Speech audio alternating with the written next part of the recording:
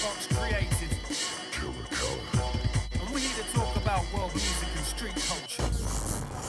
Killa Kela podcast. Hello, how are we feeling? We feeling good? Woo! It's always good to have a crowd back, and they go everywhere I go, I swear to God. This is the Killa Kela podcast live stream live show for you funky asses. Let's roll that shit. Who's on the show? On tonight's show, English rapper, comedian, actor, scriptwriter and author Ben Bailey Smith is in the building. From his early years of UK hip-hop under the name Doc Brown, Ben took one giant leap into comedy trailblazing. Couple that with performances alongside Ricky Gervais, starring in Law & Order UK and the 4 O'Clock Club, this is a beast of a chat waiting to happen. Hold tight man like Ben Bailey Smith inside the arena. Ex-editor of ID Magazine Japan and founder of Petrichor, 1313 from Japan is inside and exclusive for the live show. Born and raised in New York, 13 made her international name through the Asian fashion world. From an outsider's POV, writing for everyone a share of if media you're outside, outlets share in the that fashion industry, she's also a bona fide artist in her own lane. Welcome 1313 to the building. Marcel Somerville is the face.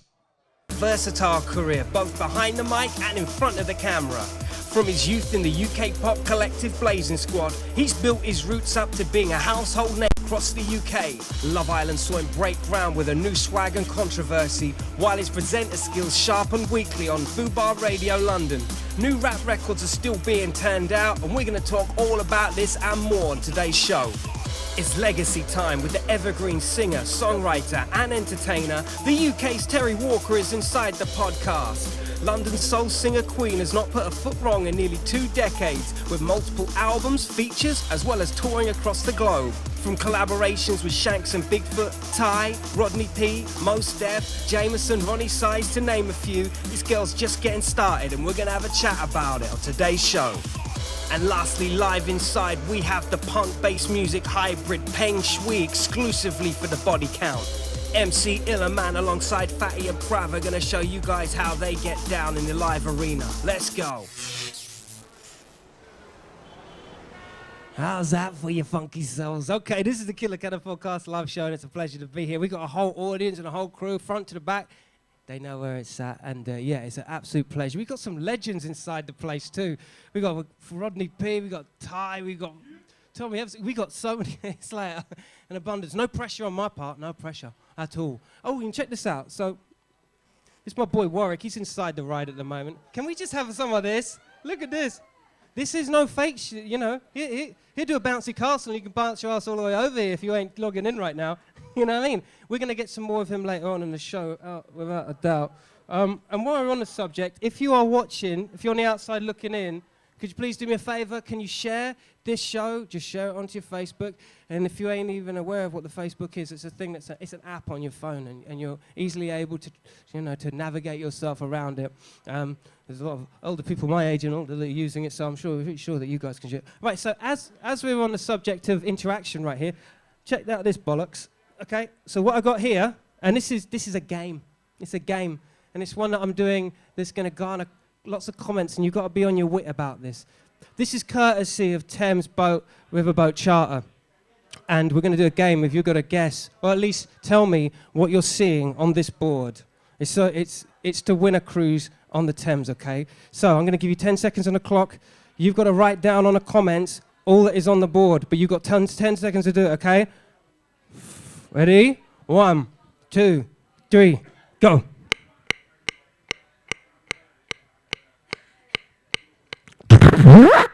That's all you're getting. Hey, you know what it is. Put the comments down and you win yourselves a riverboat on the Thames. Okay, how's that for you? Without further ado, let's get the next guest on. Run that. Oh, SJ. Let's go with SJ, Guam.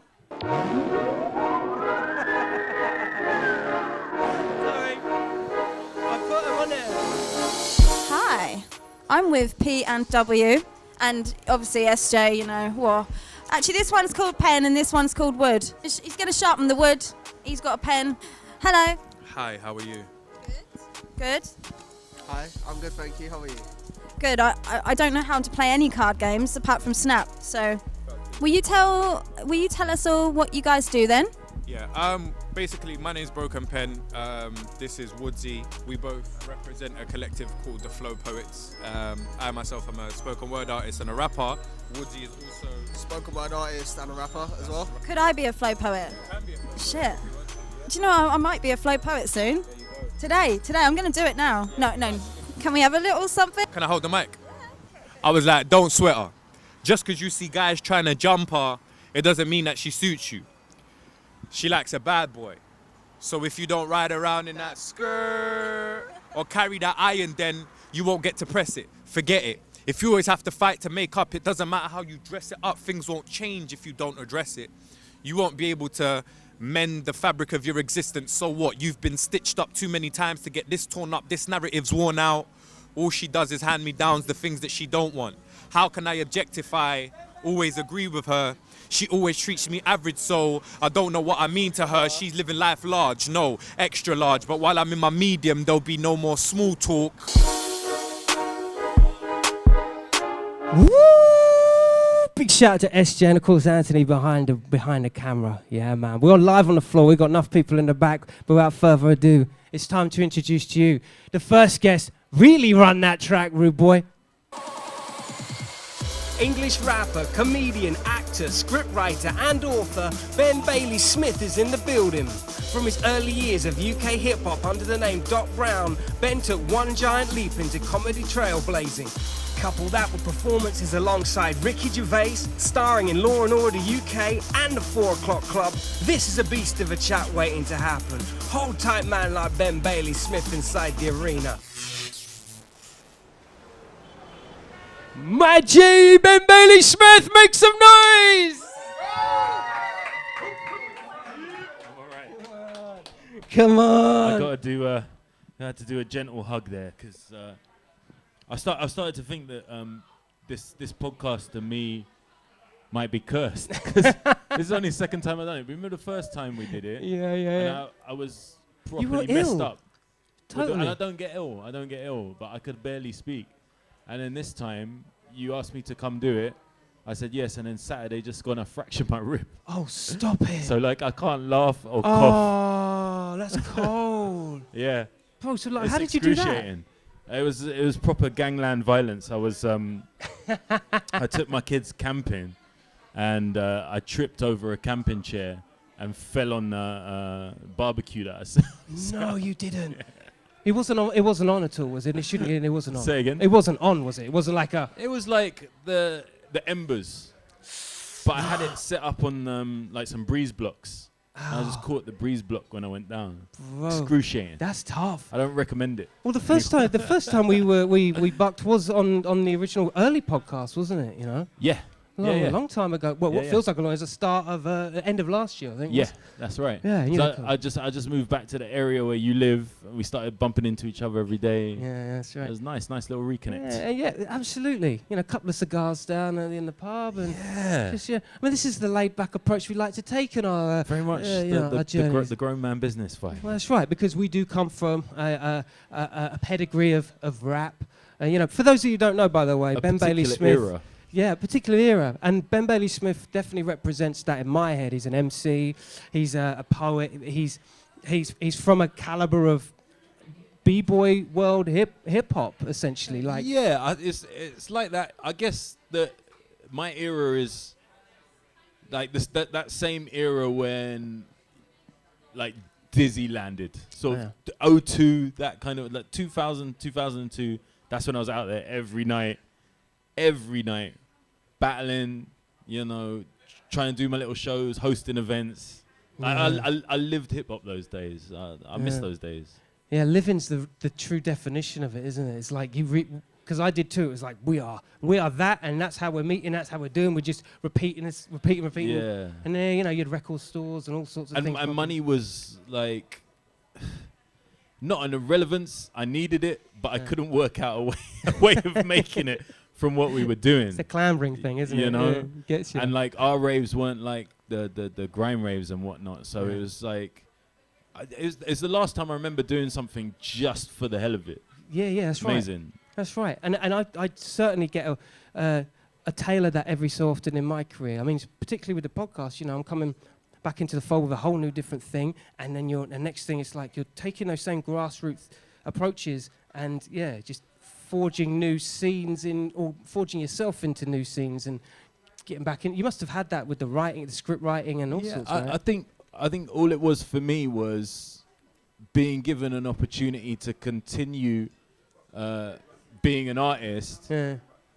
Was an amazing thing. So I gave it all my energy, but I also surprised myself in that I had transferable skills I didn't realize I'd developed. You know, so when I got into stand-up through competitions, I was like, well, this is like battling, but not as scary because I'm not going to get beat up. It's not going to lead to some shit in the street. But the competitive spirit was there. Yeah.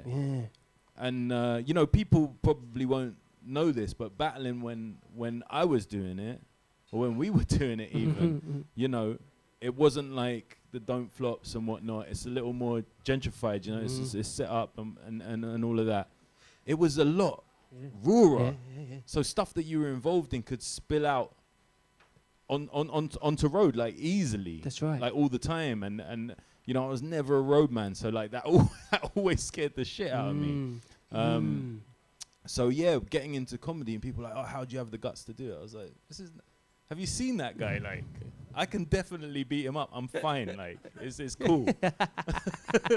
Do you feel the same kind of anxiety when you're going to go on stage to throw down in a comedic fashion? Because I've seen your shows and it's like, there's no fear. It's almost like you've already kind of ready planned what you're going to do. Is that the same sort of format? I developed fear in stand-up. I started with no fear because I didn't know what I was doing, and I never really watched stand-up, you know. So I didn't really know what I was doing. I couldn't die because I didn't even have a concept of what death was, you know. But I was improvising, and when I started writing jokes, that's when I got scared because I was like, I've written this and it's funny to me. Yeah.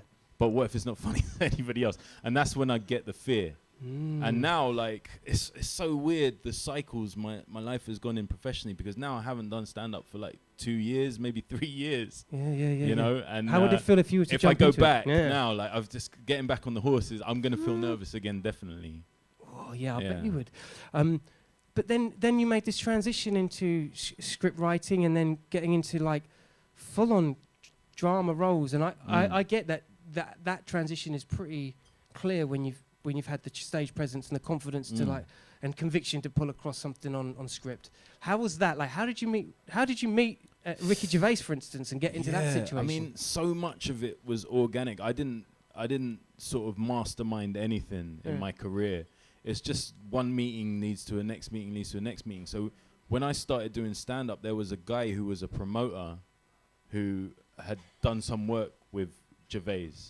And when Gervais was on tour, this is like 2011, he was trying to show him YouTube clips of me going, you should get this guy to open for you. You should get, and Ricky wasn't on it. And then I think I just started doing, there was a drama on BBC One called Hunted. It was like a thriller. And it was like my first dramatic role. I was playing a hitman. And I was super hyped. I was reading the script in my garden thinking, I'm properly like in showbiz now. I was feeling gassed. And then my phone rang and it was Gervais.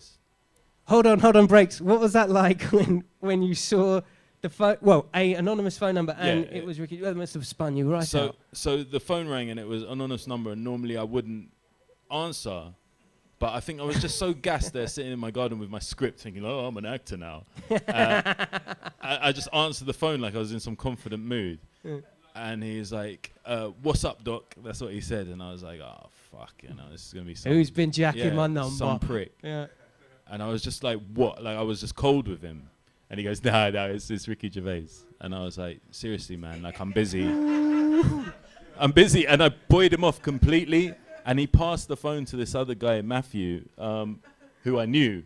And he was like, dude, it's Matthew. He goes, was he laughing really when he got them? Was he laughing like, I knew he wasn't going to believe totally. it? Oh, my God. And Matthew's like, no, it really is Gervais. He's got a proposition for you. So like that day for me was like crazy. He asked me to come and open for him in Oslo, in Norway. And that's where I met him backstage at this gig in Norway we had a couple of beers after that, and we talked about this character he was developing called Derek for Channel 4, and he was like, I want to get you involved in that. Yeah. So that's how that came about. Mm. And then, you know, a bit more exposure, and people start saying, oh, why don't you come and try out for this, audition for this, audition for that. And then because you're already a stand-up, Yeah. people know, they understand that you're a writer and a storyteller, so you get the opportunity to present other ideas, and that's how it developed into drama. And now it's by you know, numbers, that's- isn't it? It's trajectory. It just Yeah. keeps, you just keep on I've rolling. just done a year of like acting stuff, and now I've just got writing projects, three That's so writing cool. projects. That's you know. so cool, And it's man. now I can just sit back and not have to be a star. Like the pressure of being a face is not that enjoyable to me. I get it, because you're quite anonymous on social media as Yeah, well. I've You really are literally like, only just started up again. have you? Yeah, I just set my Instagram That's back how up you roll, eh? because I thought, you know what, I need to be smart here just in case like everything goes to shit. I might have to do stand up again. I need some way of promoting the gigs. Yeah. Well, this is So, a great start, isn't it? yeah. What are we saying? What are we saying on the mighty Doc Brown Ben Bailey Smith? Come on. Yeah. Thank you very much. But let's really delve a little bit into the author side of you, because obviously, you know, we know your acclaims outside on the TV, as you say, but like the children's book, for me, I was just, because I went to the launch to that, and that shit was awesome. Oh yeah, you were there. Yeah. Yeah, it was just awesome, and I just love how you cast aside the original kind of publications, and you're like, fuck it, I'm gonna do it on my own. That's just so rock star for a children's book. You know what I mean? Yeah. Well, I mean, you know, I'm a father, and I remember reading like books to my kids when they were little, and you know, they sort of used to latch onto certain annoying ones, and I just didn't want to have to read them like every night. And I still read them. I think probably the most rock star thing about the kids books that I did was that when you do picture books for kids, the publishers set you up with an established illustrator, someone that everybody knows. Like David Walliams has got Quentin Blake. Everybody knows Quentin Blake from Roald Dahl books. They recognize the illustrations to help sell the books, to kick off the author, if the author is, you know, untested. And that's what they wanted to do. And I was like, I'm bringing my brethren because I think he's sick. And they were like, that's not the way it works. And I got my brethren, Sav, this Turkish youth that I knew from Tottenham who could draw. Yeah. And I was like, that's the deal. It's me and him. And they're like, yeah, but we don't do it. And I was like, well, that's the deal. And they went with it. And now he's, you know, he's like an acclaimed artist. He did the next thing he did after that. He did a book with Akala for kids called Hip and Hop. So he's like the hip hop illustrator. You know what I mean? For children's books now, That is which so is that stuff like that I absolutely love. Opening the doors, bro. that's opened the door to other things as well. You know, in terms of children's books. I'm on to my fourth one now. On your fourth one now? Yeah. Damn. Yeah. Are they going up in maturity as your kids getting older? Are you learning kind of new shit? Totally. So Yeah, I did 3 picture books, and this one I'm working on now is for like 8 to 12s. Isn't that cool So that it's a how you novel. organically grow with just, you know, books with your kids? But my kids That's never, they so don't sick. care. They've never cared about anything that I've done. Apart from Apart from Christmas. Christmas, the 4 o'clock club they rate, but Yeah. that is it. They're not interested in anything else I do unless I work with somebody that's in something that they like. Oh, yeah. So then one on some time, levels. for example, I was at a little street fair in Kentish Town, and I bumped into an actress called Jessie Cave, who used to do stand-up. So I knew her from there, and I was like, "Hey, how's it going?" I was with my kids.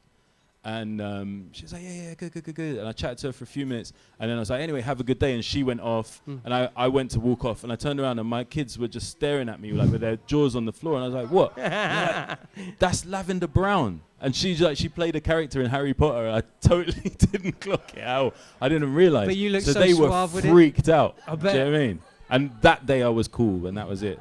That was like 5 years ago. That was the last time. That was the last time I was cool. To my kids. bro. Well, you know, we're on the Killa Kela podcast live now, so surely don't get cooler than that, baby. You know what I'm saying? What's the future, bro? What's the next? Well, like I say, I just finished these 2 projects. One is it's like a 6-parter for BBC One. It starts in January. It's called The Split. It's a 6-part drama about divorce lawyers with Stephen Mangan. And that would be, you know, that's like a Thursday 9 p.m. BBC One job. Yeah. Do you know what I mean? Yeah. Just a and then- casual 9 p.m. BBC One Yeah. job, do you know what I mean? And then Go on, guy. But the next thing that will be on will be Britannia season 2. It's like a big sprawling epic about the Roman invasion. It's on Sky, which starts in November. But yeah, like I say, the rest of the time right now, I'm just writing. I'm writing this project for BBC Two about. It's based on a true story about a dude who did 20 years in prison, studied to become a probation officer, is now a consultant to the government on how to, turn lives around. Incredible guy, like unbelievable dude. Is that real? Is that based on a real? That's based on a real story. So that's a drama I'm writing for BBC Two, and then the other thing is I'm not allowed to say a lot about it, but it's a movie. It's my first movie. I'm writing about a legendary musical figure that everybody in this room knows. Oh my! But I can't say anything more about that. Bro, well, listen, I am certainly not gonna probe too much on that because I know you're a busy man, and I really, really appreciate you coming through and hanging out. No, it's blessed. Like when you think about the journey is really, really important because there's nothing that I'm doing now that I would be able to do with any confidence or any real ability or assuredness if I didn't have what we had when we were kids. Do you know what I mean? For real. Like that process of trial and error, and for me, I don't want to speak for you, like constant disappointment, frustration, failure even, and just repeating the process. Yeah, all the time. and people always say, "Oh, no regrets, no regrets." People get fucking tatted on their arm and shit. I got loads of regrets about what the decisions. Best life and stuff like all that shit. Yeah. Loads of regrets about decisions that I made. The only thing I wouldn't change is that struggle. Yeah. Do you know what I mean?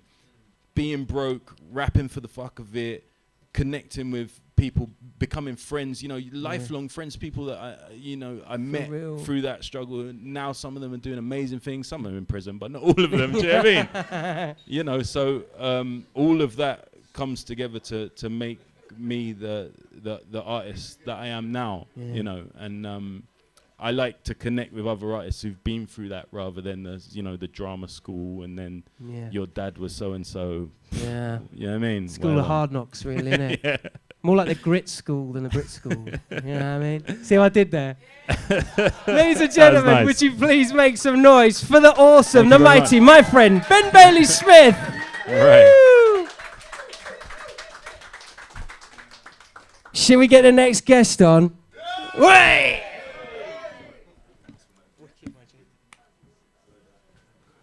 Guest number 3, let's go.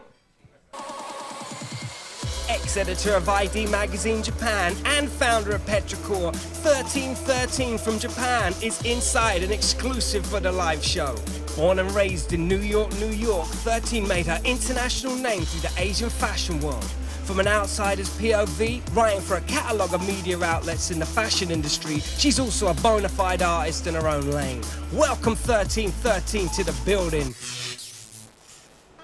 Yeah, we know what time it is. You know where we're at. This is live and direct. This is super live. This is more live than you can imagine. This is podcast live, okay?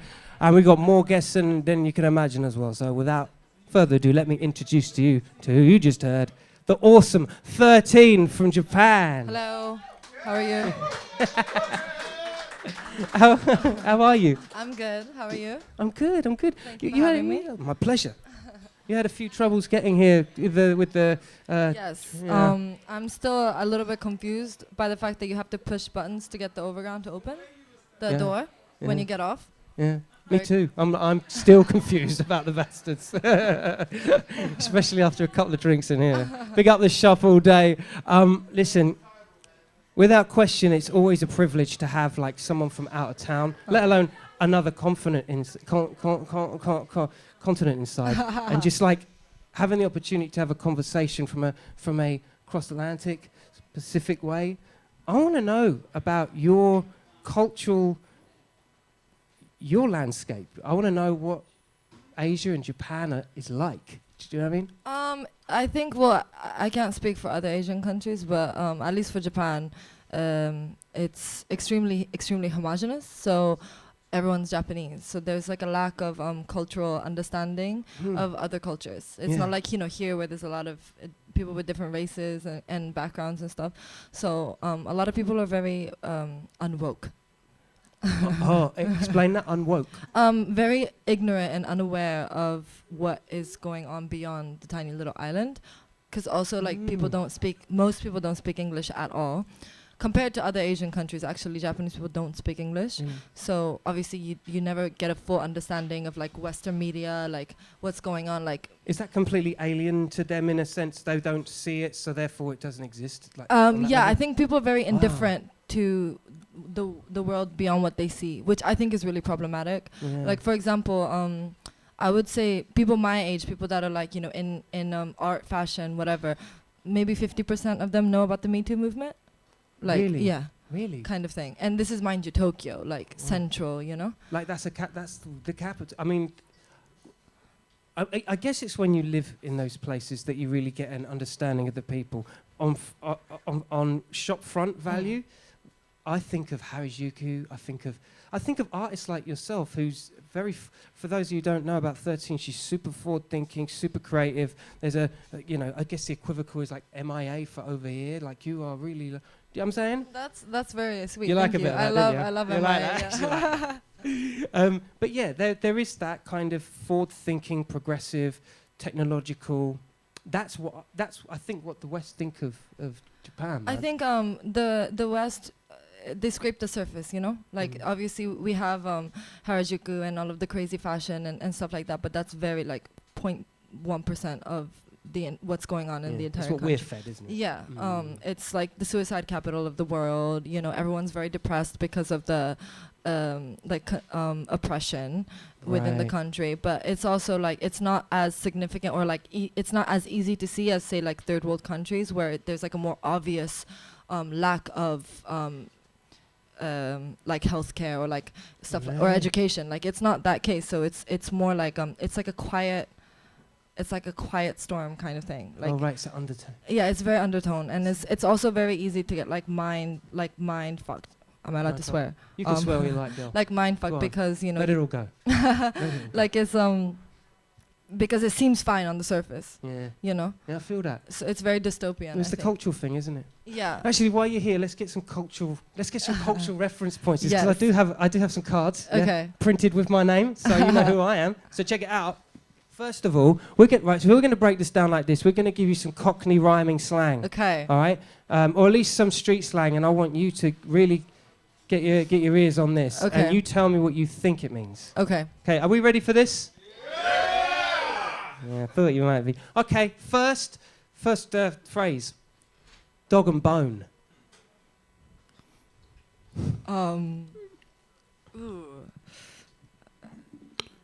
Something expected? I'm not sure. I don't know. Dog and bone is phone. A phone. Hey, is that the guy there? Right, let's give another one. Okay, we're gonna do it again. Okay, so if I was to say something is, hey, don't sweat it. It's calm. That I know. It's like it's okay. It's cool. Like. Okay, yes, you yeah. got that. Give him, make some noise for Yeah, that one. yeah. Yeah, we'll give that one. Very good, very good, very good, very good. Okay. If I said to you, just go up the apple and pears. It doesn't make. I don't know. Just go up the Apple and pears. No idea. Apple and pears is stairs. Really? Yeah. That's what. Yeah. Weird. I know. I know. I only found out about it earlier on when Rodney told me about it, to be fair. That's Big up so Rodney P. weird. Like it's so much easier to just say stairs. Yeah.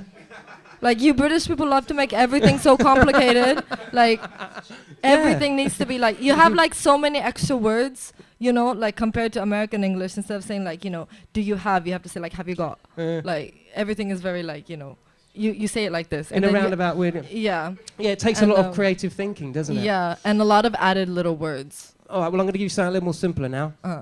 When something is bless. Amazing. Yeah, I give you that. I mean, bless. It's Good. Yeah, it's Good, cool, right? amazing. It's chill. Yeah. Last one, when something is peng. Yeah, that I know, like hot. Yeah. Painting. Hey, she got it. Makes It's like you know what? I swear though, we got halfway on that people one. be like, you know what? Yeah, like last night, I was at the pub, yeah, and I saw this painting. That's how you guys be talking. It's a painting. Yeah, it's a painting. It was a painting. Yeah, it was a There you painting. go. She was paying. But you're not like, first of all, could you please make some noise? 13, come on. Thank you. But you were born in New York. You were New Yorkian. Yes, I've spent like a total of half of my life in New York. I'm born in New York. But I'm in terms of my blood, I'm half Japanese and half German. Sick. Yeah, the bad guys of World War II. Oh, yeah. Yeah. I know. Now you come to mention, I do remember something that went down here. Yeah. Yeah. But something. Yeah, something went down. I can't remember. I'm joking. So, but like, do you think that kind of cocktail of different influences, do you think that, because I think that really shaped. Yeah, that really shaped me. I think this is probably why I don't really have a concept of like belonging to anywhere, and I'm okay with that. I don't really feel like I'm part of something, like a part of a culture, because wherever I go, I'm foreign. You know, in Japan, I'm the white girl. In Japan, I'm the white girl. I'm like 5'9", outspoken. Like I don't look like the stereotypical Japanese girl because I'm mixed. And so I've been grown up as the white girl, and which come with a lot of stereotypes, that Japanese version of stereotypes that happen with white girls, which are like they expect you to be stupid. They expect you to be a model or something in front of the camera. Because of your height and the whole kind of. Yeah, because like Japanese people have like a white people complex, so they wanna everyone kind of like low-key wants to be white. So like I've had a mix of like jealousy and admiration growing up, but then when I went to New York, I'm the Asian girl, and like I'm the Japanese girl, which comes with stereotypes that are like submissive, can't say no, like very fashion, like that kind of stuff that comes. So wherever I've been, I've kind of been put in different categories. So like I've never really felt like I am part of something. So your music kind of translates in a way that, that kind of you want to a position of like power that you can create and expand on what you're I'm thinking.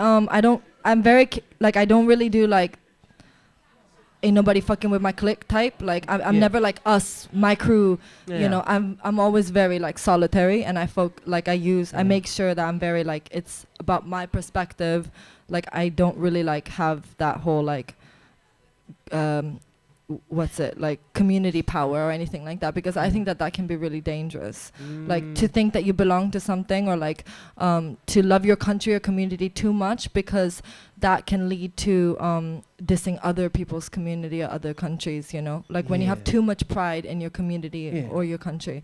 So I've been very like careful with my work and stuff to make sure it's like me as a person, rather than what you think, rather than translate. I get you. Like not as a girl, not as a Japanese girl, not as anything, like just me as like a soul.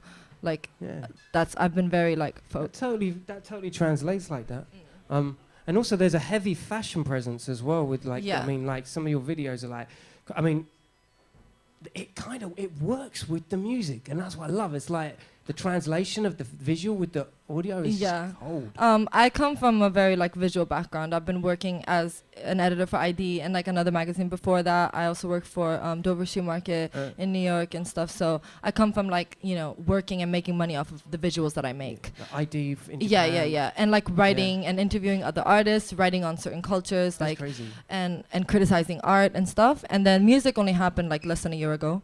So I started rapping and making my own stuff like very, very recently. But you already had the crazy platform of being established as a reporter and a part of the fashion tapestry. Yeah, but that has it's been a double-edged sword, because at times it works as my advantage, but then other times people don't take me seriously as somebody that is on stage, because like they see me like behind the scenes, you know. And also like with rap in Japan, I think it's very late compared to the West, where like they kind of, if you're a rapper, you must come from the ghetto, like you must be poor growing up, like you must be dealing drugs, like. So it's not seeped into like the commercial cycle just yet. There isn't alternative rap or other things that exist yet. So I've been criticized for like my backstory, like I'm not from I grew up upper middle class, you know, so I don't have the struggle that I think most Japanese people think that stereotypical rappers have. Like, you know, I'm not Nas, I'm not Jay-Z, like I've never hustled on the street, and I never say I do, but you know, that's like that's kind of what they expect rappers to Yeah. be, and it baffles me because Japanese rappers, like, we don't have poor people in Japan. Like, everyone's middle class, but then they're like, I'm from the ghetto, and I'm like, what ghetto? Like, have you seen New York? Like, nobody lives off of food stamps. Like, nobody, you know, has 7, 8 brothers and sisters that have different baby mamas and baby daddies. Like, everyone's like, you could be poor in Japan, but like still in world class, you're like in the middle. But then they say that they grew up in the ghetto, and like they talk about 24 karat gold and fucking bitches and making money, and that's it. I feel that. But you, yeah, and again, I think your music represents a more kind of transatlantic, multicultural, like artistic temperament. It's got more of that kind of, which is super sick. Thank you. It's like a. You can, like I say, I think MIA is a great example. Like, it's very it's been very interesting to like come to the UK and hear other people like speak on my music, because you guys obviously don't fully understand my lyrics, you know, and so you're kind of like you're listening to my music through the vibe and like the visuals and stuff, and it's like it's very amazing to hear that like certain things like get through even though you don't know the words. Yeah, that's cool as fuck. Yeah, and you know.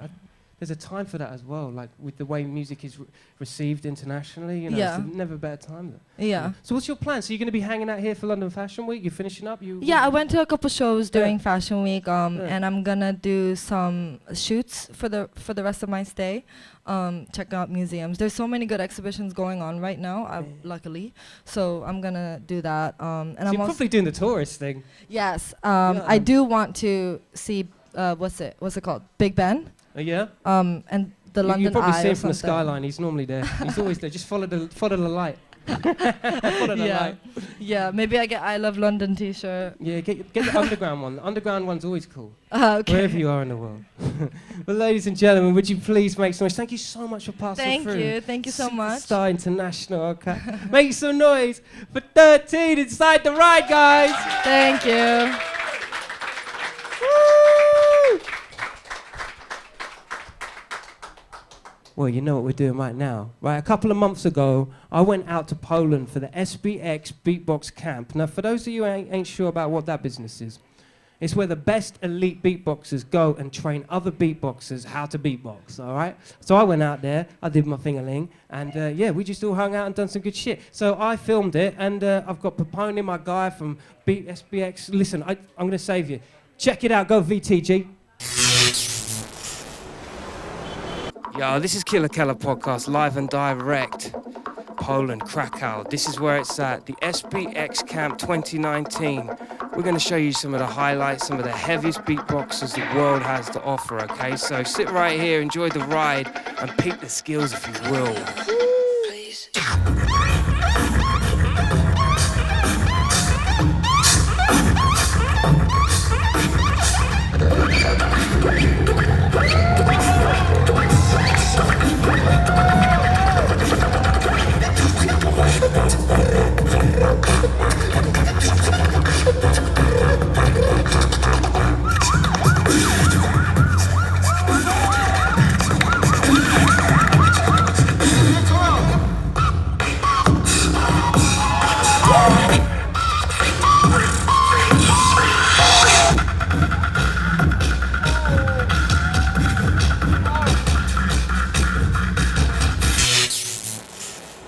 We're backstage right now with the one and only UK's fine. You know, UK seems to breed these monsters. It's D-Lo inside the place. It's truth. The truth is told. Yeah. How are you, brother? Good, man. Good to be live with you. Yeah. It's good to connect with you because obviously through the grapevine of the beatbox tapestry, like you've been very much at the forefront of coming up with new sounds and new ideas, right?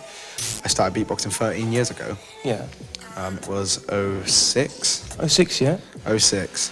And I didn't know I didn't know you. I didn't know anyone for about 7 years. Just seen a couple of YouTube videos. Just a couple. Yeah. 2 or 3. And since then, 6 years ago, I found everything. Like a vault of... Yeah, imagine. Like, I was like, wow, really? There's an entire, like, community? That is the coolest thing I've heard. Like, Yeah, you it's literally insane. just found this whole chamber. Hello, everyone. Hello, everything. Coming in with certain sounds. It's called a Sid effect scratch. But Yeah, it's just something that is a spin-off of the crab scratch that I have. Yeah, so that's the one. coined it. Yeah. But yeah, so Sid Effects had already kind of pioneered the sound, named it his own. So, and there was the same with the lip roll. Yeah. Yeah, I used to do something. I mean, I still do something similar like that back in. But what's happened is you've elevated it to tonal and also almost like a synthesizer sound as opposed to just a sub. Yeah. So I mean, yeah, no, you're completely correct, because there'll be 3 core elements of the sound. So you've got the thing, bit synthy. You've got the sub itself. Yeah, that's it. And if you kind of combine them both, it goes into a. And that's where the synth's coming out. So I'm dragging from the bottom for the sub and the top for the synthy sound.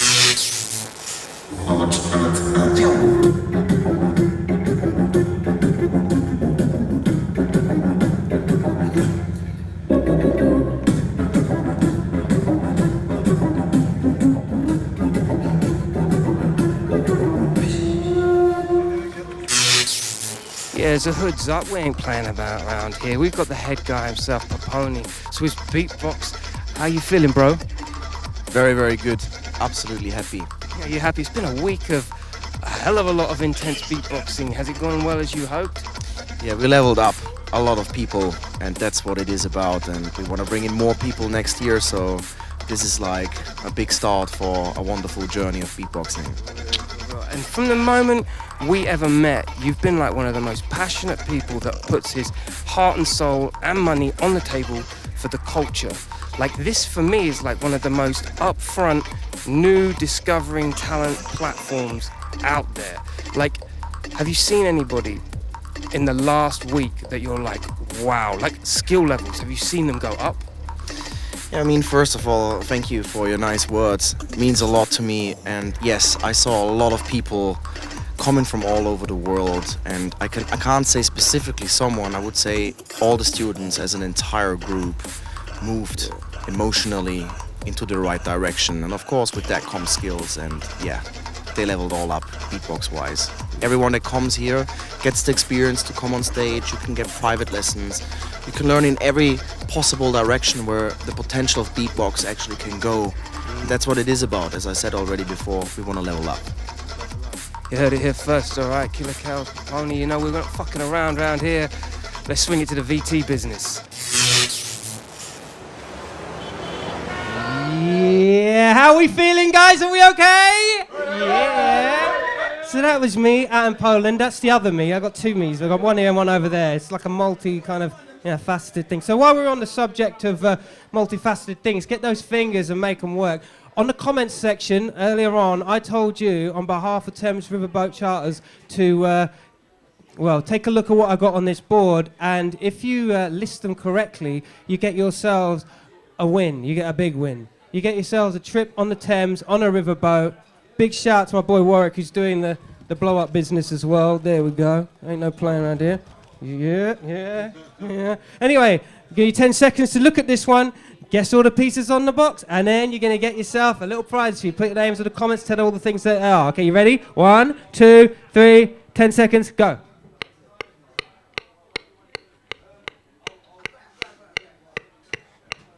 That's all you're getting, goddammit. Next guest, please.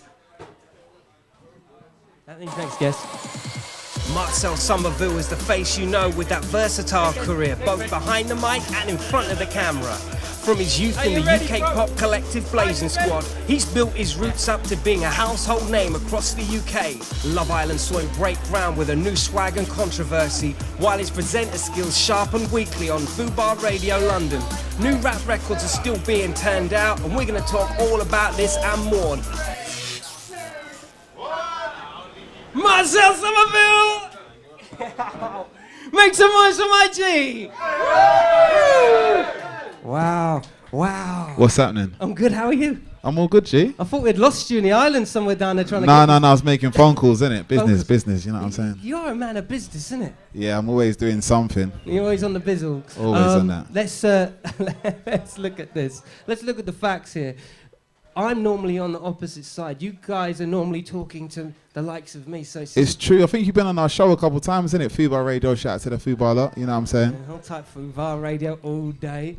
Yeah, and I love it. And I love the fact that that's your lane as well. I love that. Do you know what? It's mad, yeah. Like, cause I always wanted to kind of like be like a radio presenter. So actually getting the opportunity to do it, it's like, you know, like life happens in like ways you don't really expect it to happen, but like you kind of get like guided into doing the things you want to do. So, yeah, man, blessings. Did it ever? Did the reality of that?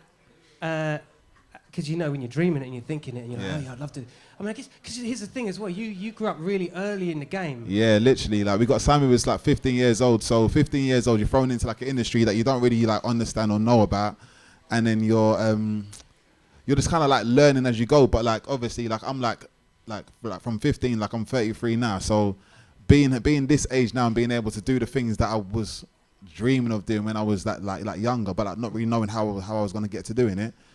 It's weird how the world works, isn't it? Well, I mean, we've got so many artists inside the ride as well. We can all relate with that one, can't we, guys? You know? You know what I mean? You just have no idea like where this road takes, and the thing that you think you're going to do at the start, where you even when you think is a cul-de-sac, you're just like, yo, I'm doing this now. Exactly. It's like life is mad. Like obviously, like I went from being like mad famous to like getting into like a normal job, doing a 9-to-5 thing, doing all of that stuff, and then being propelled back into it from doing the show. It's like life is just like, it can be up and down, but it kind of comes down to like if you actually put yourself out and put yourself into like situations where you get opportunities to do things, isn't it? Yeah. So it's all about like taking the chances. The trick is to say yes. That's it. Always say yeah. Not always though. No. There's some situations when you should probably say no. yeah. But you're here, so you know. Exactly. While we're here, we might as well ask a few questions the wrong thing. Love Island, man. Like, hey, I'm cutting to the chase. Come it's got to come up though, innit? Come on. Who's that, Terri? You know already. Like we all know. Come on. We all know. Could we all please calm down, everybody? I think we've all already had enough to drink, haven't we? For real, though, it's like to see that pop off the way it did, and to see that. I mean, I got offered a couple of those things in the past, and I didn't do it. It's one of those times where I just said no. But you said yeah. What the fuck? No. What was that like? Do you know what? So basically, like the year before, they asked me to go down and have an interview with the producer and all that kind of stuff. And I was like, I was watching the show because there was a little bit of talk about me going on there. And I was watching. I was like, I don't really know if this is the right show for me. I don't really think I'm gonna do well on there because of how it was at the time. What the show at the time? Yeah. The show at the time wasn't really like that diverse or whatever it was. Yeah. So then like the following year they asked me to go back in again right from the start, and I was like, all right, cool. Like, but is it but because I kind of like voiced it to them the first time round. The second time round they was like literally like making sure that I was like feeling comfortable, being like trying to like kind of smooth me into it, innit? And then like obviously I'm the first black person to go on the show, so it's like. It's a big thing, isn't it? Yeah, man. For real it is, and they loved you. Like exactly. Do you know what I mean? Like, you gotta represent. Yeah. I know. I think the pedigree and like in which you come from, like when you think about Love Island audience, you know, not that I'm making any harsh judgments here, but like you know, it's an age demographic. No. To be real. Like I think obviously like where I'd kind of been in the industry, I'd been like media trained from when I was like 15 years old, so so I knew how to act when I'm on camera and all that kind of stuff. So they already had you. You were like, so like I was like perfect for them to like kind of let's put a black guy on the show. He's obviously gonna be like he knows how to move in it like so. Yeah, the Blazing Squad thing totally helped the shit. That's it. So, but you come from a music background, so I thought we could have a little game while we. Okay, let's do this. You know what I mean? While we're on the mic. So what I'm going to do is I'm going to bust you a couple of tunes, and you got to guess what they are. All right. How's that cool. for you? That's cool. What are we saying on that? Is that good? We can do that. Okay. This is where you have to know your rap history, sort of. But you've also got, you're from this era, so it's fine. All right, cool.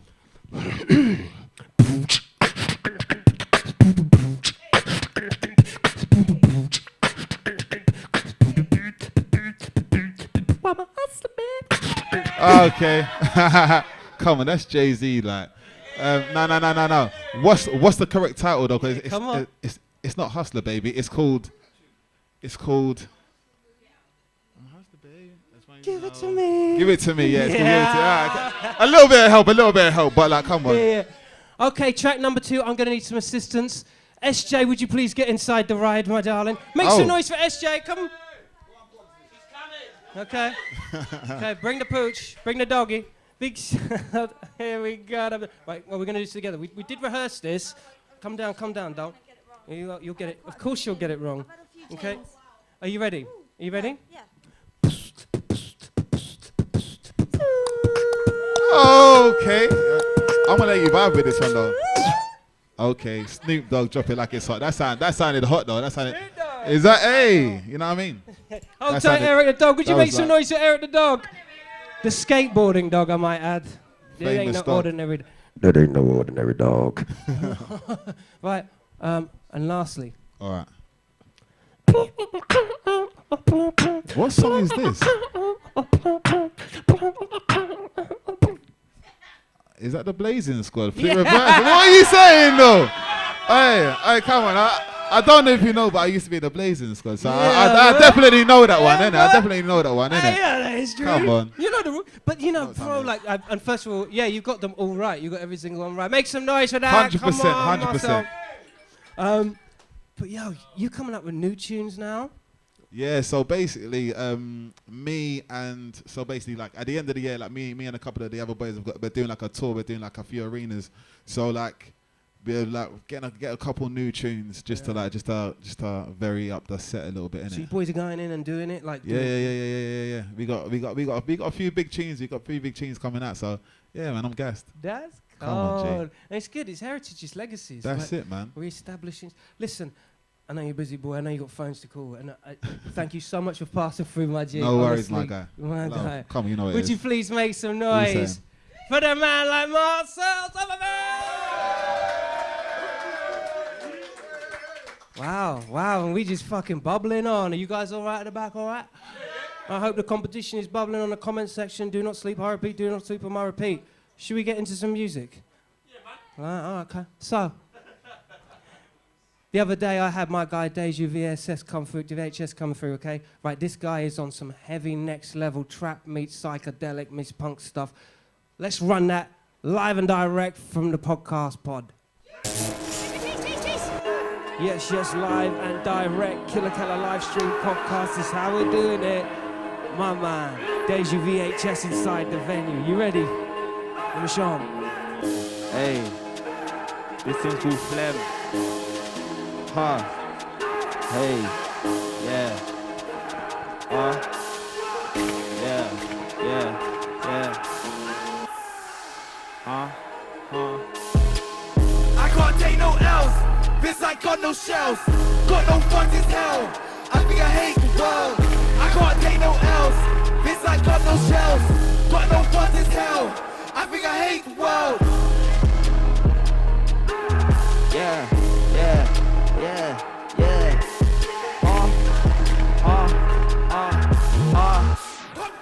Hop the barriers, I took a nigga's bitch.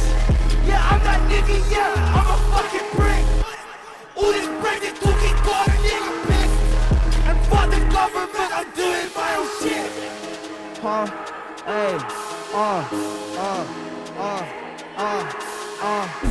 Someone's got my soul. Dreams are always gone. Earth is not my home. I'm so fucking broke. Someone's got my soul. Dreams are always gone.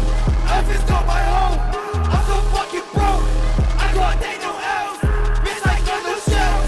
Got no funds in hell. I think I hate the world. I can't take no L's. Bitch, I got no shells. Got no funds in hell. I think I hate the world. I don't wanna work.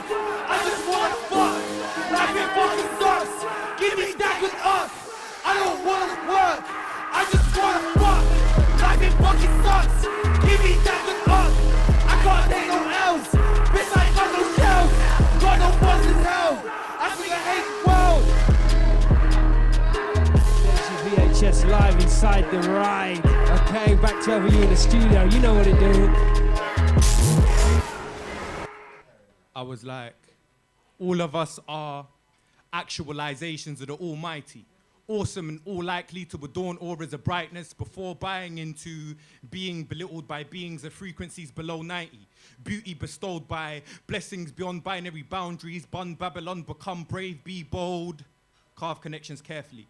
Craving companionship can cause calamity, don't dilly-dally. Delaying decisions will definitely disrupt your destination. Dreadful dogmas, diminishing destinies, described as deities, demanding duties, establishing energies. Enough empathy to emotionally elevate your enemies. Ecstasy enhances everything, especially when entering entities. Eventually, fickle feelings fall far from the facade fabricated by forever.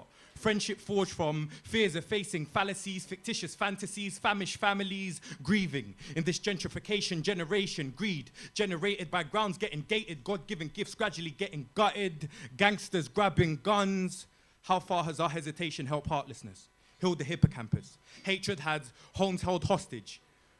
Imagine ignoring the importance of injustice imposed by incarceration. It's interesting. I immediately identify the institution imprisoned the impoverished just so the jury can judge. Join justice. Justify Judas's jealousy towards Jesus. Keyword knowledge. Kids known for killing. 2K19 kind of keeps kings kneeling. Kemet lost. Literally leaving leaders looking like liars. Logic left lethargic. Listen, love lightens loads, so live lovingly. Maniacal men make madness mandatory. Money is meaningless, mesmerize many while manipulating a medulla, making nerves non-compliant, numb, nil, nothing, nada. Narcissist nonsense, neutralize nature, necessity nullified by nihilism, neo. In the Nebuchadnezzar, only the one can open the orifice. The oracle offered options, omit or overcome, abstain from oppressing one's optics. Overdose on oxygen. Prana penetrates the pineal perfectly. People prefer procrastinating, pretending power is physical. Psychological prisons patrol a person's purpose. The Piper plays his piccolo. Picture Pythagoras quietly quantifying questions by the quarry. There's quality and quantity in my quill. Quintessential rights removed. Rapidly rewriting rules of reality. Rotten relationships run ravage. Run away. Really? Running ruins realization, so stay secure. Seek serenity. Solitude solidifies when you surrender to the sanctum. This speech is serendipity. Take time. Treasure today. Think telepathically. Train the thalamus thoroughly. Transcend your terrestrial tether. Unify universally. You're usually up your anus. What an understatement. Ugly and unhappy. Unplug the umbilical. Utilize the unknown. Upper class or unrefined. Vent. Villains, violence, vermin. Verily vacuum your vivid visions. Validate your value. Vulgar vessels are vague. And vitalize virtually in a vortex. Variety in volumes. Wade in a water. Why was whitewashing what was whips world and workers welcome with warrant while we wonder when we will Wakanda weaponize its warriors? Where's Wally? Wealthy, worship with the wrath of war weighing woefully. X chromosomes of the X factor when engaging in XXX. Why? Making us X-Men, but they want to keep that X-rated. You yearn to yank yourself from yesterday. Years ago you were younger. Youthfulness only in yearbooks. Yes, YOLO. But don't yo-yo. Yield, yin and yang inside of the yoni. Younglings owned in a zygote with zero zeal for Zion. Loving the motherland essential to my point like Zaire. Warriors clan together like the Zulu. All we need is Zen. Don't sleep on anything I've said from A to Z. Thank you. Woo! Make some noise for Broken Pen Flow Poets in sight. Oh my God, we're live in here. Thank you so much, brother. Thank you very much, bro. This is part of the crew. We're gonna make it regular, okay? We got another bunch in the back. Okay, but without further ado, let's get into our next guest. G, roll that VT, baby. It's legacy time with the evergreen singer, songwriter and entertainer. The UK's Terri Walker is inside the podcast. London's soul singer queen has not put a foot wrong in nearly 2 decades, with multiple albums, features, as well as touring across the globe. From collaborations with Shanks and Bigfoot, Ty, Rodney P, Mos Def, Jameson, Roney Size, to name a few, this girl's just getting started and we're gonna have a chat about it. Let's go. Make some noise for Terri Walker inside the place!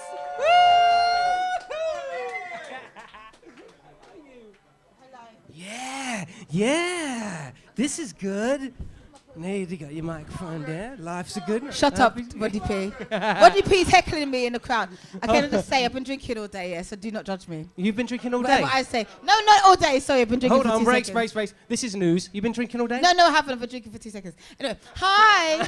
How are you? Listen, Broken Pen, get out of here. How about that? That was amazing. And I remember I saw you at Flow. Yeah, hold tight, Broken Pen all day. How you been? How have you been? I've been so good, babe. You know what? well done tonight. I'm really enjoying tonight. It's Yeah, really, good it's brilliant. time. Really nice vibe, and thank you for having me. I'm very honoured. Thank you. Make some noise for our girl Terri. Hello. Wow. This is one of those situations where we've worked vicariously. We've almost like followed the same line and then passed and did it. We have. Isn't it, huh? I mean, I kind of grew up on your stuff as well, so it's just like Can you keep beautiful. people saying that? Keep hearing people telling me, oh, my mum likes your music. My mum used to listen to you. I'm like, I Yeah, know tight innit. mumsy. Thank you. I know innit. But no, not just you hear it all the Tight time. mumsy, And I'm like, innit? but I'm only 21. How does that work? How does that work? Like I wasn't said in even the born. hey, like I said in the VT though. I know. But you know what? Evergreen, baby. To be For honest, it's real. funny. Today has been one of those amazing days because I did my show today on Soho Radio, and Yeah. I'm walking through Soho and I see Jazzy B and I see Rodney P and I see speaking to Omar today, and I'm thinking when I started out, do you understand? Come on, Omar, Rodney P, Jazzy B, like rounds of applause just for those names alone, innit? Yeah, those come names on, come on. like, do you understand? So.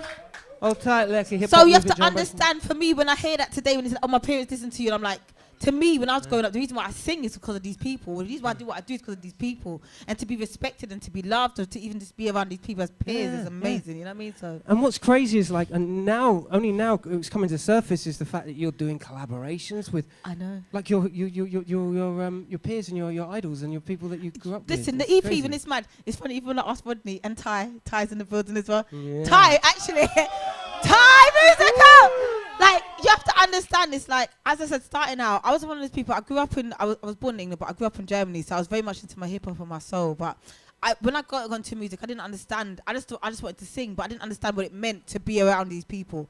Until I started to get older, I'm like, oh, wow, like, these are like legends, and David. So I think for me now, to have them on, I've got this EP out called the Breakout EP, and to have these people on there, and even understand that they just want to be on there because they respect it, is so much to The me. videos like, are cold as well. Right, the vibes, right, and again, it's just all because of love. Like Rodney came down to Nottingham to do that video.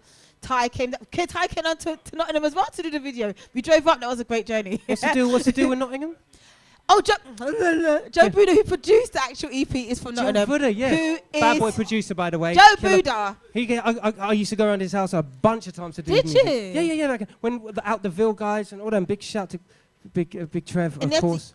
Big Trev, of course. Yeah, We have to yeah, remember, top like peoples. obviously Joe produced like Kalashnikov. He's done Estelle. He's done me. He's done Rodney. He's incredible. Yeah. But again, very humble. Super humble. Super In fact, humble. I think I did my first ever tune with him. No way. Yeah, man, I did. I swear, I did.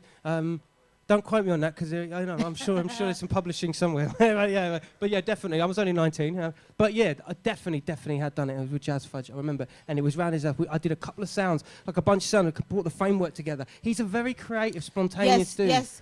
And one thing I love about with Buddha, he's just a real guy, and he doesn't care about. It's not about the fame. It's not about this. It's about if it's right, if it's real, he's on it, and 100%. he's very honest, and he's very about quality. Yeah. Quality more than it is about quantity. Do you know what I mean? And I think that's what it's about. I'm the same. All the people I roll with are the same. So you know. I get nothing when I told people that you were coming on, nothing but fucking love, girl. Like Well, come honestly.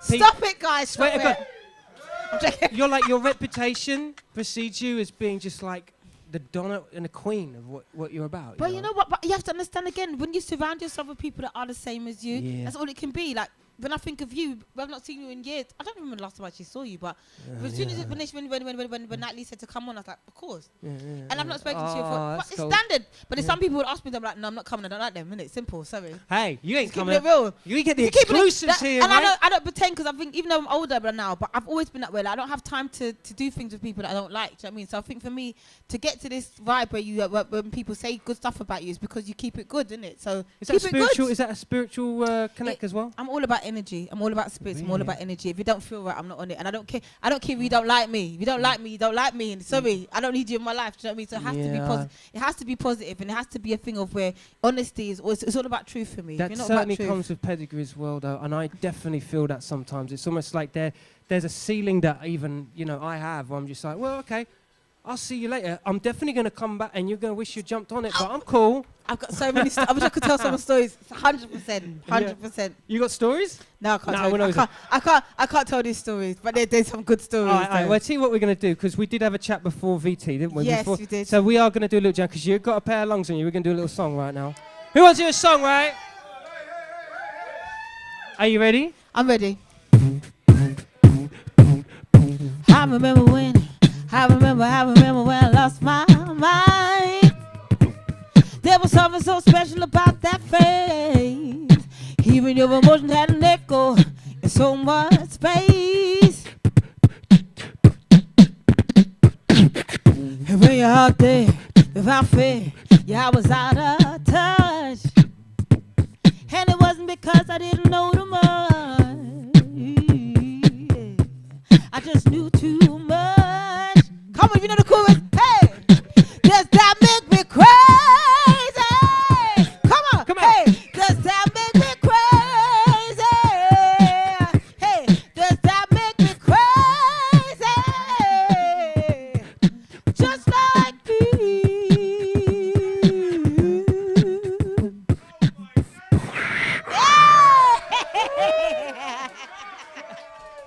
Come on.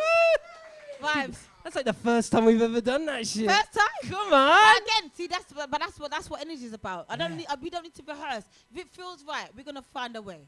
You understand? If it feels right, you're gonna find a way. If it don't feel right, don't do it. Don't do it. It's not right. Don't do it. Anyway. Yeah. So you originally from? You grew up in Germany? Yes, I grew up. So I was born in Wimbledon, darling. Yeah. And I grew up from the age of 4. I grew up in Germany from the age of 4 till I was 18. So that's why my background. My parents are Jamaican heritage, so a lot of reggae and soul. But I was very much into hip hop. Yeah. But then coming to England, I started to realize I was so far removed from my culture over here. Yeah. And I think even when I started, I didn't realize I had Rodney P on a record before I even understood who Rodney P was. Do you understand? Like now I'm like, Rodney fuck. Sorry, I can't even deal with him even can sitting there. I can see him. Rodney P. But do you understand? Like my guy. And it's like when I talk to Rodney now, if you know Rodney, Rodney don't play in it. He ain't got time. He don't entertain you. You know so, he's here. And today I cussed him a few times. He hasn't said nothing. I'm thinking I got away with murder. Oh God, he hasn't beat me up. I'm joking, he's never beat me. But it's just like knowing, understanding that he was on the record with me before I knew. Through Colin and Emmanuel, Black Einstein. Pick up Colin and Emmanuel. So it's like it's just amazing just to be here today. Like just in general. Yeah, it's just and you said a few things on the run up here to even this segue, and it's like you talk about Jazzy B. You know, I mean, when I think about those times as well, I think about Mantronics. Of course. I mean, and like Beats International. I can't do that. I'm embarrassing myself. Yeah. But this is like some kind of real. I don't know, man. It just holds such a warm place in my fucking heart. It does. And that's definitely what I get the vibe of your music. Do you? Of course I do. Do you? And I'll be honest with you. I think when I first started out, a lot of people wrote for me and kind of tried to give me a direction. But over the years, because I think I was lucky to have those people around me, it's allowed me to kind of go, you know what? Trust yourself. Because if these dons are respecting you, and they've paved the way. Yeah. I don't care what anyone has to say. I'm gonna be honest with you. I don't care who you are. If someone like a Rodney P or Jazzy B or Ty or my mum even, because my mum is such a hater. Oh my God, my mum's the biggest hater in the world. She hates everything. She's like, rubbish. She doesn't like something. She writes rubbish on my CDs. Rubbish. What is this shit? Like, she wrote that shit. She writes it. She writes rubbish in capital letters, like rubbish. That's cold. No, but you know what though? That's me. This is the problem with the kids these days. They don't know what it feels like to fail. Like if you do, everything has to be good. Like sometimes my parents were like, you know what, you're great, but that wasn't good. Yeah. And it's good for you to know that you can't always be. People can't always tell you yes all the time. It's good for you to understand that. Yeah, sometimes I love you, but that was rubbish. Simple, isn't it? There's nothing wrong with that. Sorry. Do you follow this? That's guy? love. Do you follow this guy called Gary V? He's on YouTube. You know Gary V? Yes, I like him. He's great. I love him. He tells his kids all the time, "You're never going to slam dunk, man. You're just never going to slam dunk." Listen, my mum be like, "Why have you wear that outfit? You look too. Your body look too big in that outfit."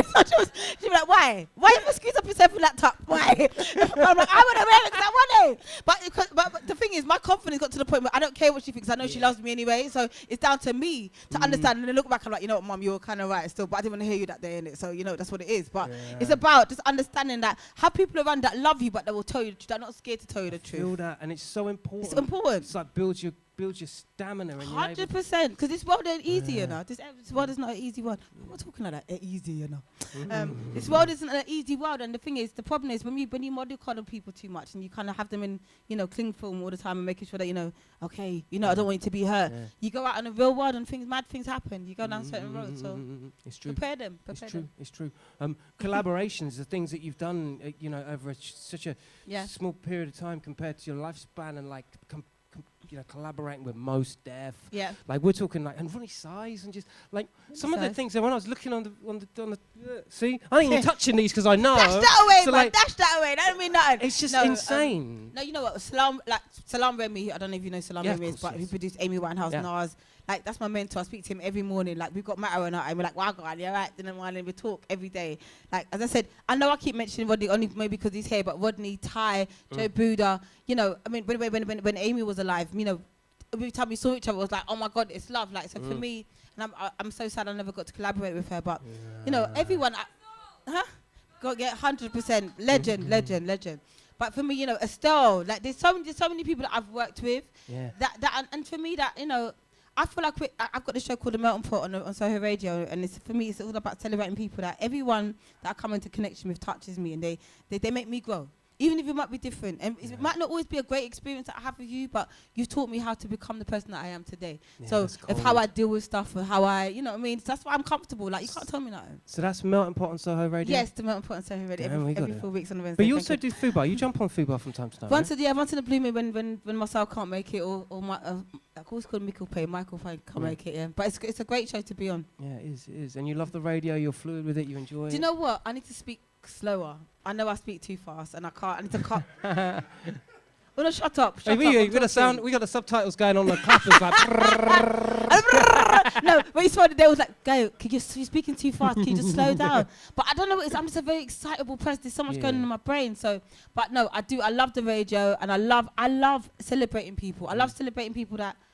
I just love celebrating people that I see that are amazing, even if they don't know that they're amazing yet. Do you know what I mean? I'm like, you don't understand. Like, in 10 years' time, I'm the same, man. I'm the same. This is what we do. This shit. Like, you know, when you kind of learn enough, and you're like, well, I want to give more, and like, 100%. invest more. Like, but you know how you give more? It's by leading by example. That's the only way. That's the only way you give more. Yeah. If you have to show people, you got to show people. Like, you can talk. Oh, you got to do this. If you don't do it. Why should I listen to you? So lead by example. Keep doing what you're doing right now. That's those memes that you see on people's feeds, and you're just like, dude, you're just wasting energy even by putting them fuckers up. What are you doing? Just do it. Just do it. Stop talking. And I used to be the one, because I've done so much before my time, and because remember social media, I came before social media. Yeah. So I'm at a time now where social media, like, I'm understanding it more. So I'm like, you know what? Let me stop talking and just show you what I'm talking about. Yeah. Because all of us, we've been there. We've been there. Rodney, me, Ty, we've all been there. But now, even watching them, I learned from them, and Children of Zeus and DRS and Chimpo today, like all those people. I watched them and I'm like, okay, because I came at an era where Facebook and Instagram and all that shit wasn't around. So I did everything because I had a team and I had a press thing. But now, for you to be the best person that you can be, you've got to just be in yourself. And look, obviously love yourself, but love others. The only way you can love others better is when you love yourself first. So. Hell yeah. I'm amazing today, isn't it? What a fucking pleasure. What a fucking pleasure. No, it's true. It's what a pleasure for you. Thank you. You do. It's true. So you got the new EP? Yes. Okay. The EP came out in May and it's featuring some amazing human beings. You know, I feel like I've said you lot's name about 50 times since I've been there. Rodney P, Ty, Children of Zeus and DRS, and it's all produced by Joe Buddha, and it's called the Breakout EP, and it's all about like one of the first songs, the song with me and with Rodney is called Only High Vibrations. Rodney, can you just come, please? Rodney, you might as well come here, please. Because look, we're international here, bro. Come on, you've got to come over and say hello. Sorry, I didn't call you. He called you. Ladies and gentlemen, this is the mighty. Yeah. Real talk. This is the mighty Rodney thing. He wasn't. Salute people. You're done now. Much love for Terri Walker. Much love for man. Love you. We've been working for years. Long time. I wasn't supposed to be here, so I'm a little unprepared, but it's all good. You're looking lovely. You're looking lovely. So it's a gang, all right? But again, like watching you constantly doing the documentaries that you've done, like the private, like when I talk about leading by example, I think even me probably doing a radio show is because of watching you doing that. So again, it's all about how people, not important, it's all about how you inspire other people to go, if he can do it, and he done what he did before, and like, I can do it. Yeah, I mean, you know, in a lot of ways, it's just about being open to what comes your way. You know what I mean? It's like you were saying earlier, just don't say no. Say no every now and again, but generally be open to what comes. And like this life is like a roller coaster. It's got ups and downs, but we all like roller coasters. You know what I mean? There's a reason we all get on those roller coasters, even though they shit us up every now and again. We still go on them again. You know what I mean? So that's what life is like. We take the journey and see where it leads us. You feel me? My 5th podcast, the last 3 were just like, oh my fucking God, what am I doing? But it's truth. You just got to keep going. But you keep going. And even the setup, how you've done it, I like this. I saw the guy making these outside earlier. And he's still making them now. And it's little things like that I don't. And I'm noticing even the audience, like so many different colours, different vibes. That's what it's about. It's about inclusivity, about being different. And knowing we know what's possible because we've been there. We've done the stages of thousands of people. You've been there. So why is it that we're scared to not try and do it for ourselves? I don't understand. It's mad. But why are we waiting for someone else to give us the opportunity? And you know what? While I'm here, you know, let me just take a moment to big up my man Killa. Like, people don't know the history of this dude, you know. Like, he's been in this thing a long time. Me and you go back a long way. We used to do the heavies with my man Chip and all the thing. Like, so people, like, before we even done with Terri, can I hear some motherfucking noise from my man Killa, please? You know what I mean? It's all about love and appreciation. I don't often come out and sit in the audience. I don't do that often, but I came and sat in the audience today. My man invited me, you know what I mean? Make some noise for Rodney Free inside now, come on. Love you. I love it. Love it. Love you more. Thank you so much for passing through, my girl. Thank you for having me, lovely. Thank you, and you're more than welcome anytime into the humble shop abode. I love it. By the way, they make a mean Capriena in here, by the way. Well done. Smash In it? Yeah, is that you? Is it? This drink button, I've had about 3 now, and I'm getting very merry. Ladies and gentlemen, make some noise for Terri Walker. Thank you. Yo. See? Perks of the job, baby. Perks of the job. Let's see what SJ's doing on the floor. Let's go. I want to see underwear. She hides all her private things. I've got some stuff I need to get off my chest, bruh. Hi, I've just run into Ty. Hello. How you doing? I'm good to be here. It's great to be here. Good, yeah. No, we're having a good time. It's lovely in the shop here. As you can see, look, there's lots of lovely people. I mean, this looks great on this guy. I asked you to keep it real from the start, so why front? We could have just kept things brief. I know she's seen defeat in the past, but does that mean I have to train her? I don't even feel her. Hey, so how are we doing this evening? I'm really good, SJ. Really nice to be here. Just checking the vibe out. It's a good vibe tonight, actually. So do you want to tell us about anything you've got coming up at the moment? Okay, so at the moment I've got an event called Pass the Torch, which happens at Second Home in Hackney, 127 Mayor Street. And it's about focusing and passing the torch onto emerging talent and just really making audiences pay attention, whether it's DJs, whether it's audiences, whether it's venues, platforms, whatever. Just create something that makes people focus on 5 names. That's awesome. Is it is it just like an event that's live, or do you stream it anywhere? Is it on the internet? At the moment it's pretty much just a live event. People can stream live if they're there. Eventually, when it builds back up to being a quite big thing, we'll probably stream it. But for now, it's really about giving emerging or existing talent an opportunity to be celebrated at a particular time. And for an artist that they know has come before them to say, no, it's your time now. That's amazing. We're talking about existing talent. Is there anything you're doing at the moment? Yes, we just put the Kingdom EP out with Rodney P and Black Twang. That's doing big things. So that's a really good thing that's happening right now. We're really proud about the release of that. That was released a couple of weeks ago. We have a big show coming up to celebrate the release on October the 29th. Where's that going to be? That's going to be at the Islington O2. So that's going to be a big look for hip hop in this country. That's amazing. Well, it was so nice to meet you. Hope you have a nice evening. I hope you have a better evening than I'm having.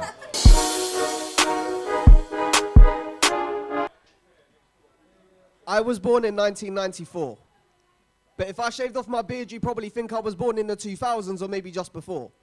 See, back in the 90s for me, everything was easy. From reading Biff and Chip at school to going home and watching Recess on my TV. I was so into Pokemon, I literally thought that I was Ash. In my head, I looked like a mixture of him and TJ Detweiler when I turned my hat to the back. I remember playing Spyro and Crash before my PlayStation crashed. You remember that moment when the symbol came up, it hadn't actually frozen when your hardest decision is which starter Pokemon you should have chosen? See, I always went with the fire type, whether it was Charmander or Cyndaquil or whatever ones came after, but after the first couple generations, I kind of lost the hype. Until they brought out Pokemon Go, where in the first month that came out, I used up more data than words I've spoken at spoken word shows. I remember watching Hey Arnold and Art Attack. Most of these things you probably find in a 90s baby starter pack from Beyblades and Crazy Bones. Wanting to own your own treehouse or having walkie-talkie radios like, and going out for bike rides and having walkie-talkie radios like, where the hell is Wally? I haven't seen him since going food shopping with my parents and sneaking turkey Twizzlers in the trolley. No, but fuck Jamie Oliver. Where the hell is Wally? I haven't seen him since going food shopping with my parents and sneaking Sunny Delight inside the trolley.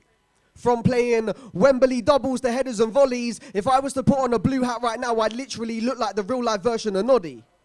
But honestly, Scooby-Doo was onto some relevant shit because it was always the human beings dressed up as the monsters doing all of the terrible things. If they were to make a new episode today, I could almost definitely say Jinkies because under the mask you find Donald Trump saying I would have gotten away with it too if it weren't for that dumb dog and those meddling kids. Bro, I ain't telling no fibs. That's So Raven and Lizzie McGuire was really my shit. But more so I felt for Gordo because that guy was in the friend zone before we even knew what that is. Sorry, knew what that was. Now because I'm doing poetry, I gotta try and be a bit more grammatically correct, unlike them when I'd say stuff like BRB or soz I, G2G cause I, got to go and update my top friends on Bebo. There is no point in me playing GTA anymore as I've just lost all of the cheat codes. See, no one really uses MSN anymore, but this girl just told me I'm a Hotmail. And now because I got a different outlook on life, if she wants to come and stay, we don't have to top tail. Take me back to when I could still pay 10p for a Freddo. When the worst possible pain I could ever feel is walking around my house barefoot and accidentally treading on some Lego. I used to bang out Busted and S Club 7 so much like I was in some European rave dancing to techno, but maybe I was just reaching for the stars from the get-go, because I would have these glow-in-the-dark stars on my ceiling. I look up at them every night before I drift off. My taste in music literally goes from a grime song to a Disney song, from hip-hop to Slipknot to reggae. I remember playing Mario 64 to Ocarina of Time and Super Smash Bros. Melee. To me, Ronaldinho was always just that guy. He was like getting to the end of a level on a Mario Game Boy game and thinking, how did he set the bar that high? That's right. I'm talking back when we used to watch VCR before we had DVDs. Back when they had Dick and Dom in the Bungalow on BBC. Now if you were to look up Dick and Dom in the Bungalow BBC, please be careful of the results that come up in your HTTP. Thank you. Why? Gee, make some noise and words he flow forward inside. Woo. Thank you, bro. Wow. Wow, knowledge inside. I mean, talent inside. Jesus. Wow. Wow, you have to rewind that back and listen to that. Actually, while we're on the subject as well, on that last VT with SJ, there was a underground worker's hat that happened to pass through at a certain point in the actual video. If you see it, tag, actually no, do a blue heart. Do a blue heart on a comment. First person to do a blue heart right now gets a secret prize, and we're going to find you, and we're going to DM you, and you're going to get a special prize, so go check it out. Without further ado, no, all good, it's love. Would you please make some noise for my last guests? Would you make some noise? Nah, it's cool. Make some noise for my G, Ilaman from Pengshui.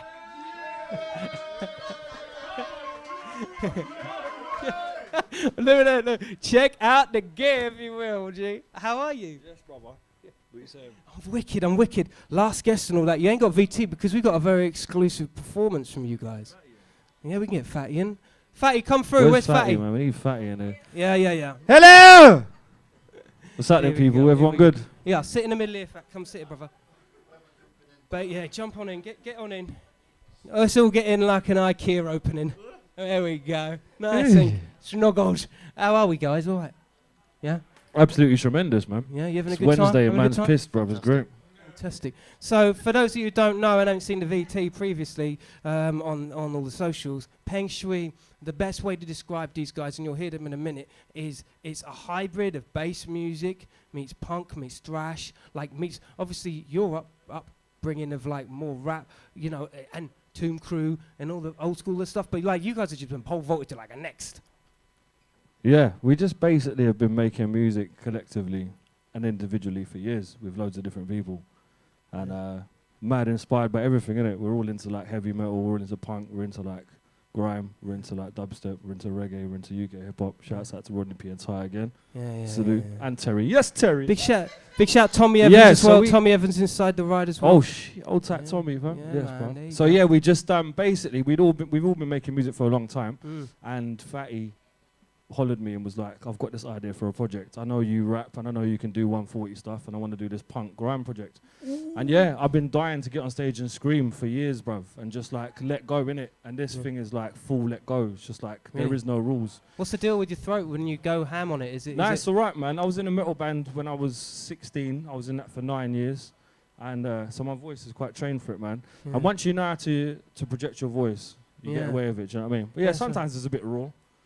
But not But it enough. adds to the texture, doesn't it? Yeah, well, it's the same with you, bro. Yeah, So, you yeah, know what it's I mean? right. It comes Yeah. with the territory. It's like a soldier complaining he's getting shot at. Yeah, you know what I mean? So Fatty, I mean, obviously there's Prav as well, right? He's Shouts out to Bravy Prav, our drummer. He's believe not that, here. believe Old that. time. Chilling with it. His mum's over, so he's chilling with her tonight. So you got to get the family time in while you can.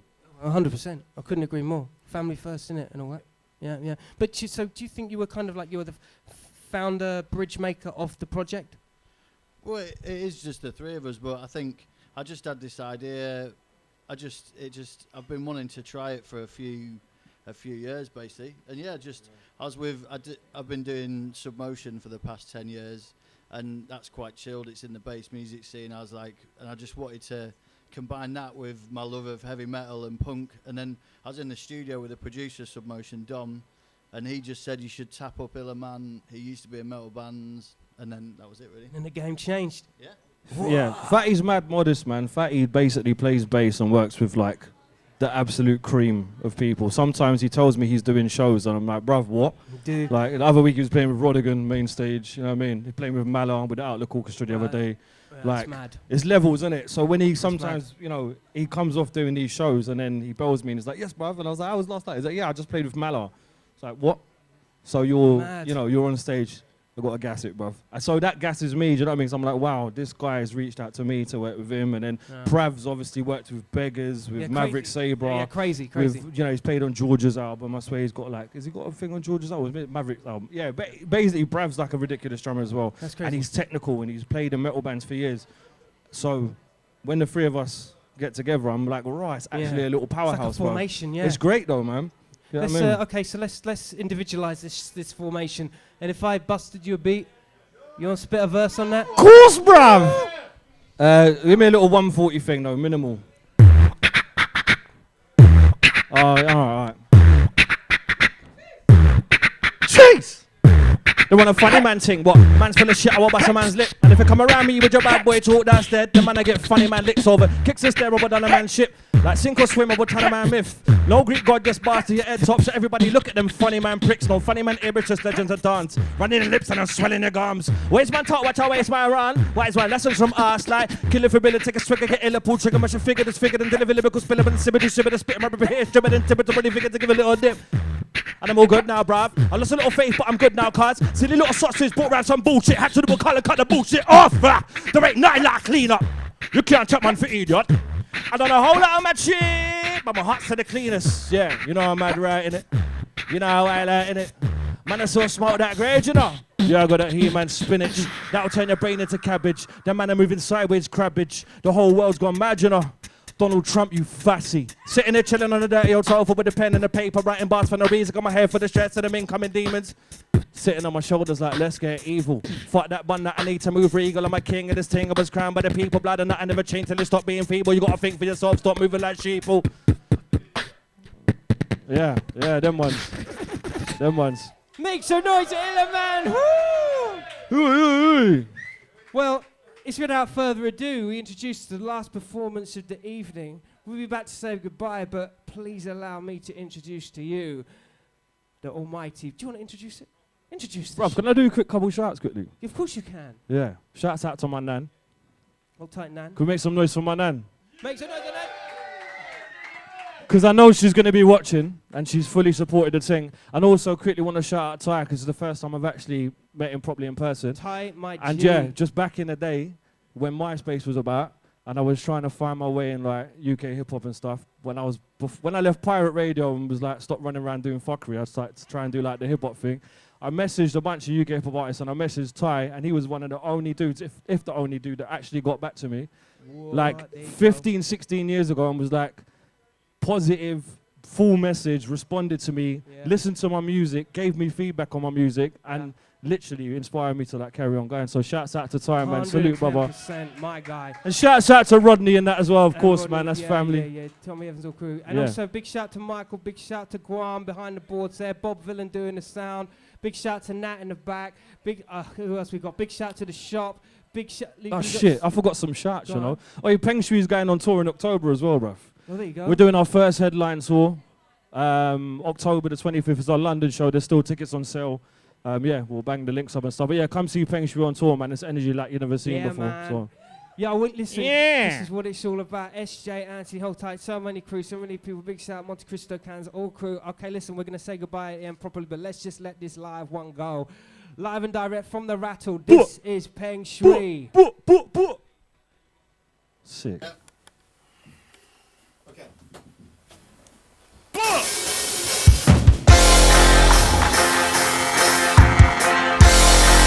Yeah! Killa!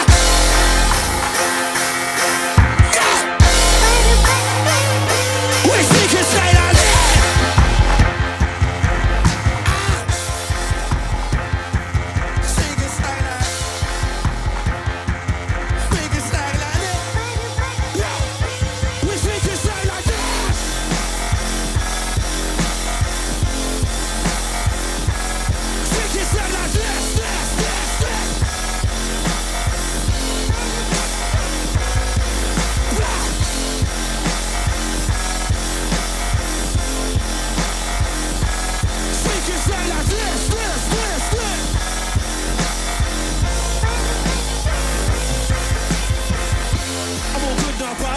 little faith, but I'm good now, cuz. Silly little sausage, got round some bullshit. Actually, double coke and the bullshit off. The rain night like clean up. You can't tell man for idiot. I done a whole lot of mad shit, but my heart's in the cleanest. You know, I'm mad right in there. You know, I'm wild out in there. Man, I still scored that great enough. Yeah, I got that He-Man spinners. I'll turn your brain into cabbage. The man I'm moving sideways, cabbage. One's got mad enough.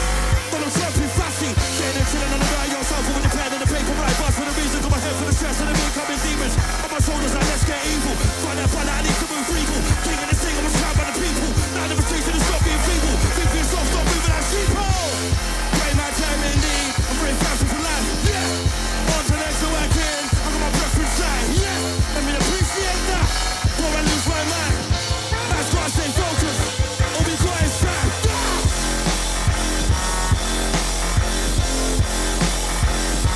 We speak inside our death.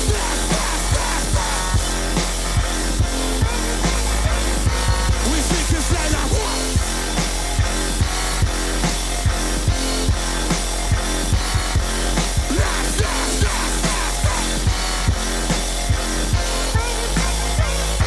We speak inside our death.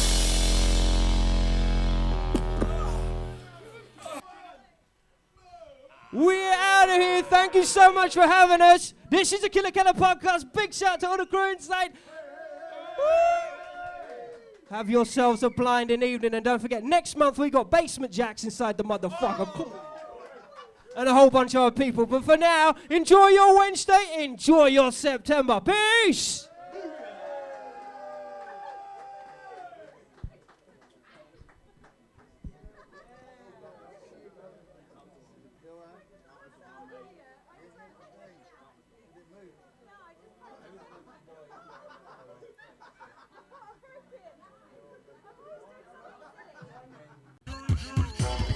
Beatbox created. And we're here to talk about world music and street culture. Killa Kela podcast. Hello, how are we feeling? We feeling good? Woo! It's always good to have a crowd back, and they go everywhere I go, I swear to God. This is the Killa Kela podcast live stream live show for you funky asses. Let's roll that shit. Who's on the show? On tonight's show, English rapper, comedian, actor, scriptwriter and author Ben Bailey Smith is in the building. From his early years of UK hip-hop under the name Doc Brown, Ben took one giant leap into comedy trailblazing.